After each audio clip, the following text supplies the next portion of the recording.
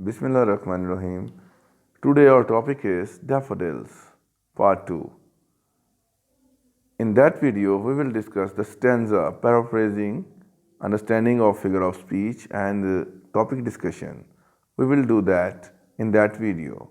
इससे पहले जो हमने वीडियो बनाई थी उसमें पार्ट 1 को जो स्टेंजा नंबर 1 था उसको रिप्रेजेंट किया गया, उसको जो है वो विजुअल एड्स के थ्रू आपको समझाया गया और पोइट्स की हिस्ट्री के बारे में बताया गया।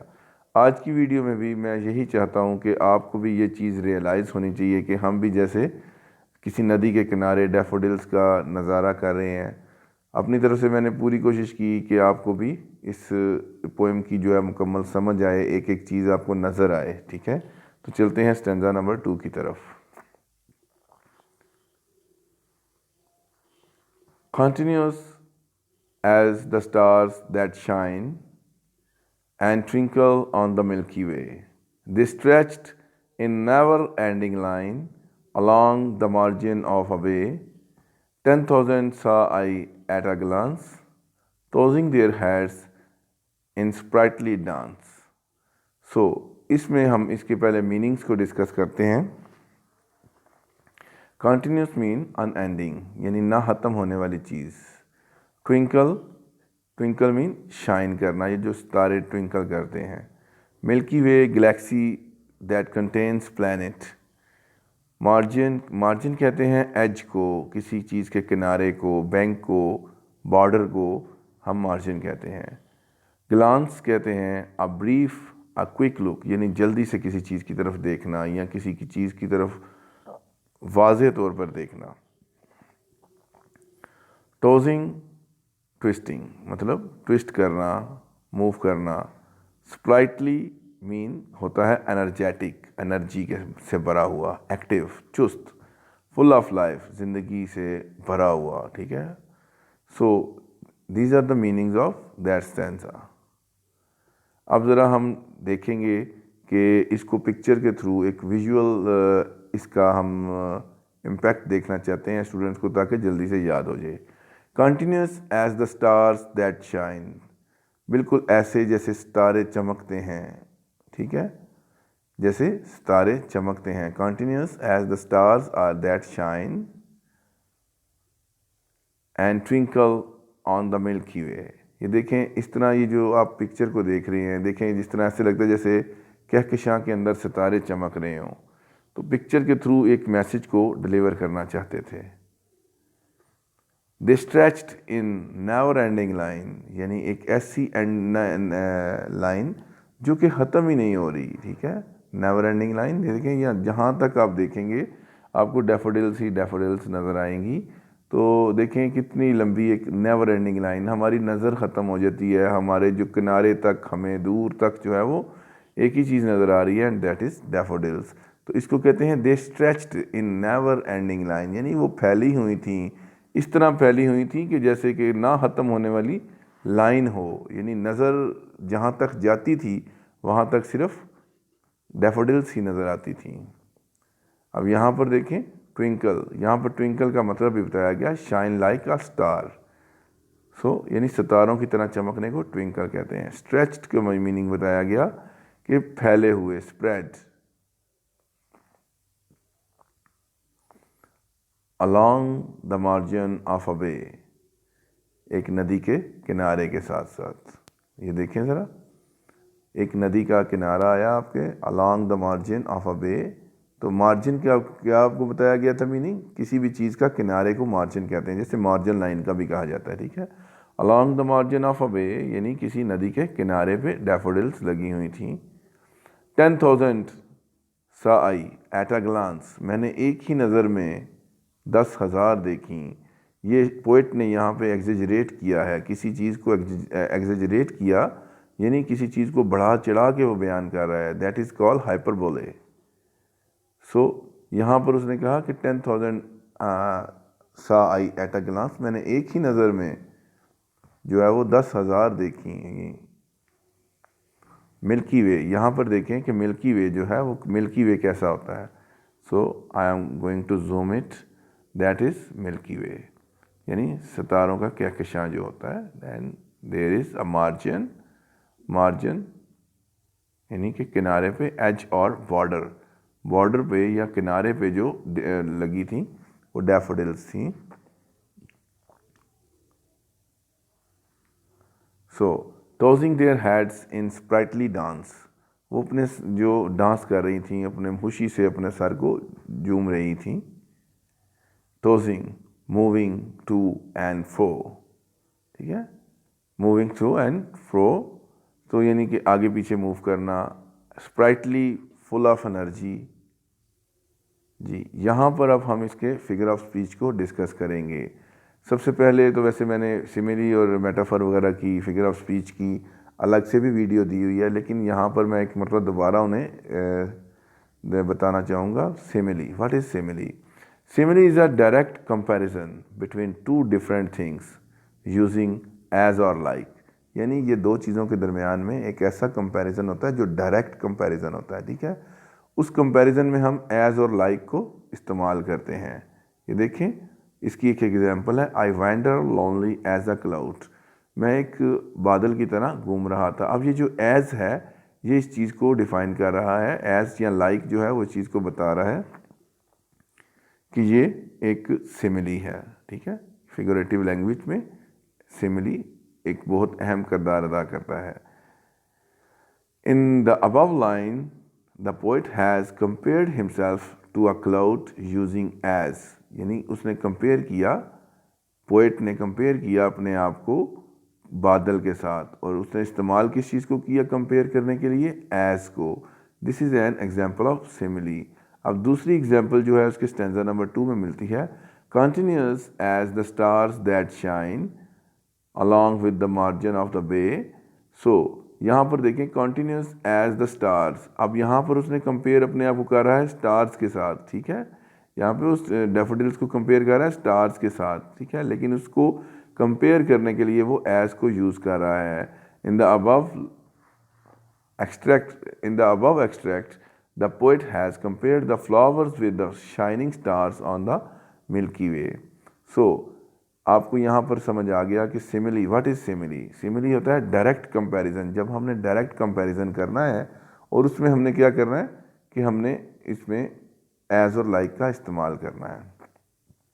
Alliteration, alliteration is the repetition of consonant sound at the beginning or instead in stressed syllables of nearby words beside the lake beneath the trees। लेकिन इससे पहले मैं एलिट्रेशन को दोबारा डिफाइन करना चाहूँगा कि एलिट्रेशन एक रेपिटेशन होती है किन वर्ड्स की? कॉन्सोनेंट वर्ड्स की। एक तो होता है vowel words, A E I O U, ये वर्ड्स जो है वावल्स होते हैं, ठीक है। इसके अलावा जो वर्ड्स होते हैं that these are called consonants.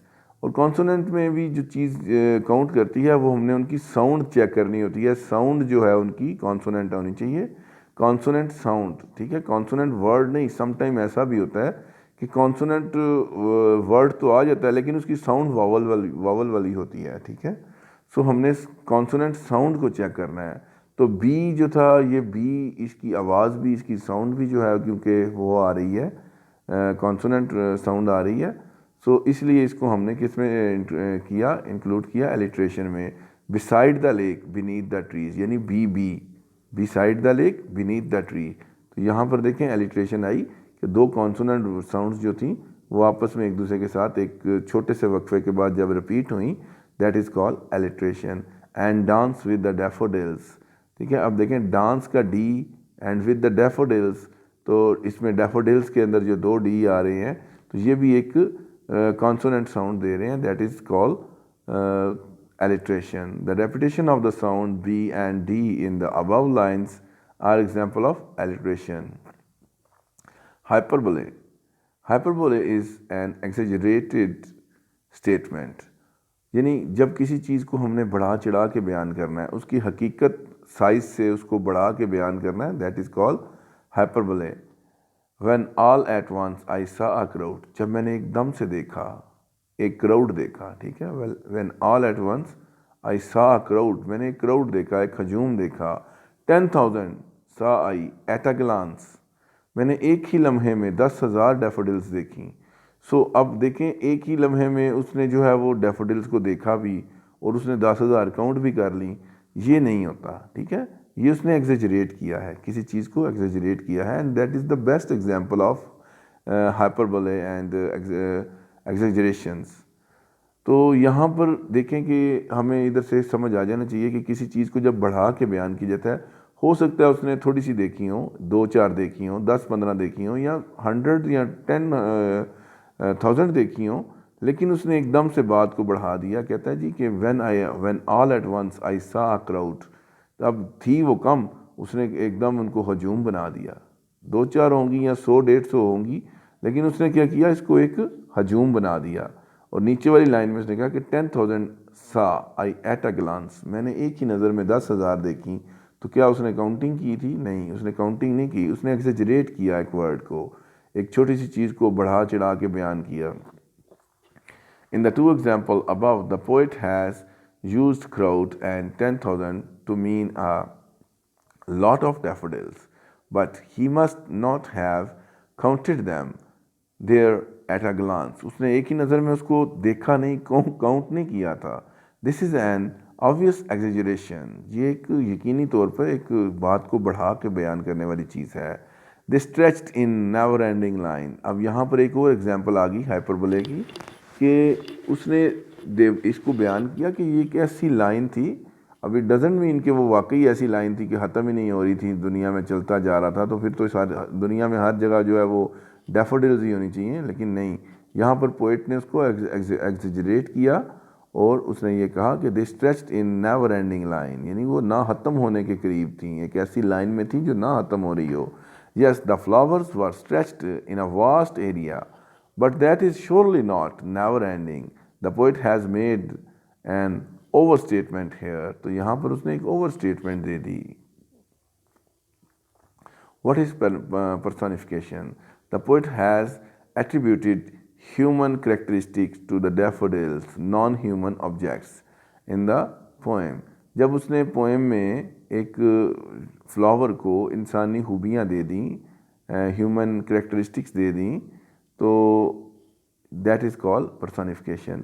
किसी भी चीज़ के अंदर जब इंसानी, यानी किसी बेजान चीज़ के अंदर जब इंसानी खूबी को डाला जाता है तो उसे पर्सोनिफिकेशन कहते हैं। And that is the very simple example of personification. Fluttering and dancing, देखिए फ्लटर करना, डांस करना, ये एक इंसानी खूबी थी। देन डांसिंग यहाँ पर एक इंसानी खूबी है, तो जो कि उसने फूलों के साथ यानी डैफोडिल्स के साथ उसने अटैच कर दी। टोजिंग देयर हेड्स, टोजिंग का मीन मतलब होता है कि अपने सर को हिलाना, ठीक है। तो सर को हिलाना तो अपने की वो इंसानों का काम है, ये भी एक इंसानी एट्रीब्यूट है या करेक्टरिस्टिक है। In sprightly dance, outdid the sparkling waves in the glee. All the above lines are personification of the flowers. The waves beside them danced. यहाँ पर देखें कि नेक्स्ट लाइन में भी उसने यही बताया कि the waves beside them danced. Wordsworth has personified the waves in this line. उसने यहाँ पे personify किया है waves को। Stanza number 2. The poet says that the daffodils were countless as stars which shine on the Milky Way, and they were growing along the lake in an endless line. The poet further says that he nearly saw 10,000 daffodils moving their heads in a happy or joyful dance. So that is the stanza, and thank you for everybody. Like, subscribe and share the video so we can help the other students. Thank you very much.